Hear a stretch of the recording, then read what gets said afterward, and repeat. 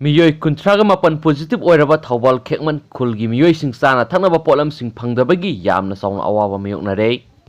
thawbal district ngasi phawbada miyoi songa hena covid-19 positive oire district asigi manungda khwaidagi hena positive oiba miyoi masing yamna leiriba asi thawbal khekmana oire khul asigi yumthong kunda miyoi kuntraga mapan positive oiduna awaba sething phangba lekai habadu oire khul asi cantonment zone lokthokibadagi khunja singna satok sasin tauba yadabagi sana thanaba phangdabagi awaba yamna sauna mayoknare sarkar na sukariguma miyeng amata sangbidana leire oiriba phibam asida lekai asigi puksel sauraba isil inaw amasum thawbalda leiba puksel sauraba miyoi kya amana sel amasum sana thanbagi polam sing mateng pangbiduna khulasigi khunjasing haujuk leire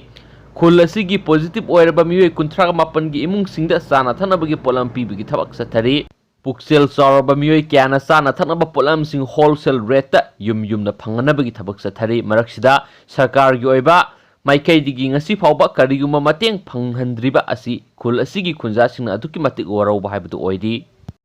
khul asi cantonment zone oibana khangabo higher secondary school amasung waikho mani girls college thawbalda khunja singda test tawbigi sathok sasingi khudong chaba phangdabana sarkar na lekai sida covid test tawbigi khudong chaba phanganbiu hairi COVID-19 Relief Committee Khekman gi maikai digi anirak subu oina Khekman gi hen sothraba imung sing amadi khul asigi yumthong khudingda mask amadi hand sanitizer lems yenthokre committee asiga Khekman gi miyoi singbu laiset asidagi lapna amadi laiset asibu makhatana sandoraktanaba haiduna Khekman khul gi pumbada nongmada darkar oiba polam singsu delivery service haukiba August 13 digi ngasi phawba tawduna lakli Maramaduna sarkar gi maikai khul asigi mapan thokpa yadaduna leiriba khunja singi awaba yengbiduna sana thanabagi polam sing phanganbiu loinana khul asigi khunja singbu covid test khul asimaktada tawbi khutongchaba phanganbiu anu spausin makhatana phungdorakli atopa maroiba paw manamu chief minister na emsubu thagatpa phungdokre handak pangthokiba humdraga mari subu independence day gi tharamga mari leinana manipur gi chief minister police medal for gallantry pinanagi damak lauthokpada yaukhiba Imphal East Commando gi SI Baisamiyum Debsan Singa asi English singa tarago humdoi lupa koti ahum henbagi drug laronbaga mari leinana phakiba miyoi amani haina All Manipur Student Union AMSU na thijin humjinduna mayek sengna phongdorakpagi damakta AMSU bu minister N Biren thakatpa phongdokre ngasi chief minister N Biren na maki Facebook account na phongdorakiba warol amagi matungina watho asigi matangda makhatana manung hutna thijingani haidi chief minister gi Facebook post AMSU thagatpa phungdoki loinana mabuk sengdaba officer amadi miyoi kharana state police department gi mingchak thianba aronba pambai sijinarambabu AMSU na matang sana puthoktuna semdoknaba tanja phanghanbagi damaktasu AMSU bu thagalagli police personnel singna thauna laina asumba thabak tawbugi damak reward pigane aduga phattaba tawbugi singina dandi piba haibisi sakar sugi principal adu matam punamakta ngakna satkane matungdasu asoiba sing khut thinduna hairakane haibigi thajaba miyamda thamjari phattaba aranba plot tawbasing action lawre makhatanasu thijingene henasu pawsina makhatana phungdorakli atopa maru oiba pawng tang amu hana miyamda share tawjaramge covid-19 na positive oiba miyoi ama ngasi laikhidre COVID-19 na positive oibadagi RIMS Hospital gi COVID Care Center da layengbagi thabak sathrakiba nupa ama ngasi athengba hingda laikhidraba miyoi asi masagi sai 93 rom sure Imphal East Kiamgai dagini miyoi asi laikhidraba ga tharaga ngasi phawbada Manipur COVID-19 na sikiba migi masing 13 sure RIMS ki MS Professor CIS Aruna phongdorakpagi matung inadi laikhidraba miyoi asi ahanbada Sijo Hospital layenglamkhi Mark Thasigi Taraga Nithuida RIMS Hospital refer Torokibane, Miyuesi COVID Nabaga, Loinana, Masagi kidney gi pibamsu patana laki, Garang ICU do Pusinduna, dialysis Taunabagi, Tarang Tauringed like Dabane, Marki kidney gi sarukta toxic saruka hena, Labadagi kidney gi pale oiduna like Tabnan Spausen Makatana Fundurokli. Diagi Oinasu Yamanungaiba, Atopamaruiba, Paw Manamo. COVID-19 vaccine puthoknaba scientist singi confirm ngairi vaccine hana frontline warriors sing da phangangane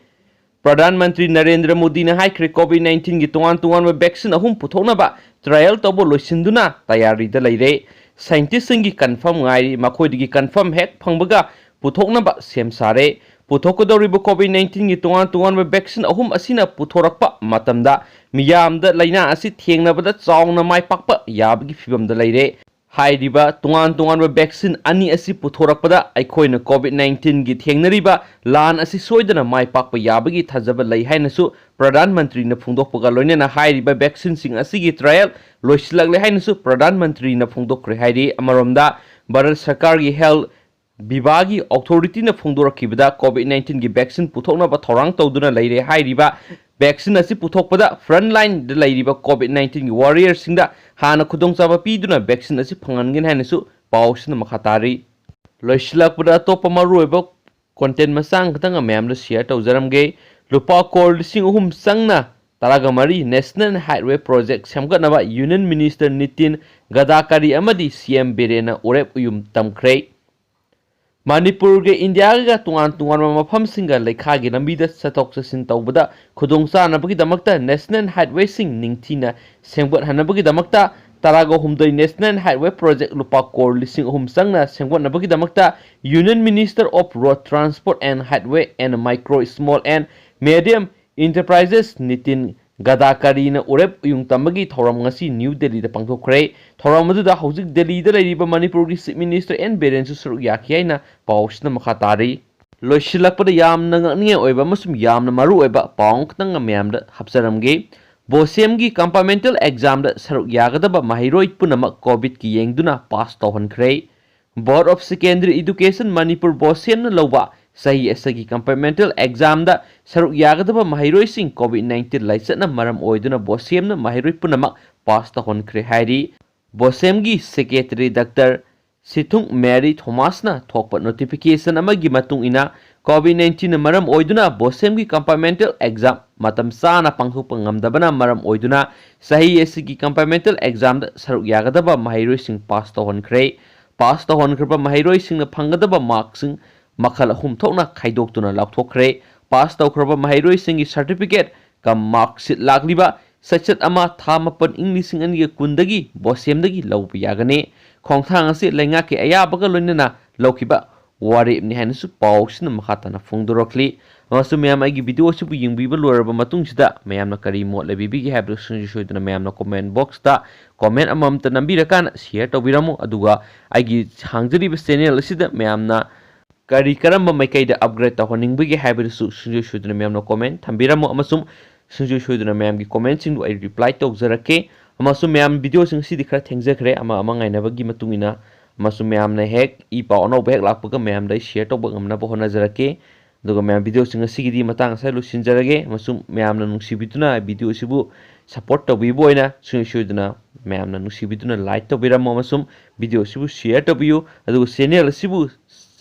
subscribe तौबिदबा मियो यौबिरगदी Sunju subscribe तौबिरमु अदुगा हेंग अयु ngatamu थेंगनरसि ma'am and thank you bye bye